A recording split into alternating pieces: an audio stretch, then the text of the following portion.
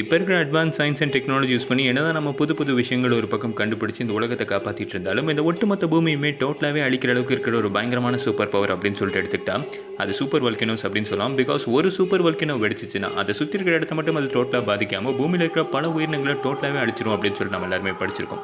And அந்த மாதிரி ஒரு பயங்கரமான சூப்பர் வல்கனோ தான் இந்தோனேஷியாவில் லொக்கேட்டாக இருக்குது. அண்ட் இது எல்லாருமே பிரம்மோஸ் எரிமலை அப்படின்றாங்க. இப்போ எதுக்கு திடீர்னு சம்மந்தமே இல்லாமல் இதை பற்றி பேசுகிறோம், ஒருவேளை அந்த எரிமலை வெடிக்க போகுது அப்படின்னு கேட்டிங்கன்னா அந்த சிங்கெல்லாம் இங்கே இடம் இல்லை. பிகாஸ் லாஸ்ட் 700 வருஷங்களா அதுலேருந்து லாவா வெளிவந்துட்டு தான் இருக்குது. பட் அந்த லாவானால் அந்த எரிமலை சுற்றி இருக்கிற ஊருக்கு எந்த ஒரு பிரச்சனையுமே இல்லை அப்படின்னு சொல்லப்படுது. இதுக்கான காரணம் என்ன அப்படின்னு பார்த்தா அந்த எரிமலைக்கு முன்னாடி ஒரு சிலை வைக்கப்பட்டிருக்கு. அந்த சிலை தான் எல்லாத்துக்குமே காரணம் அப்படின்னு சொல்லிட்டு ஊர் மக்கள் ரொம்ப ஸ்ட்ராங்காக நம்புறாங்க.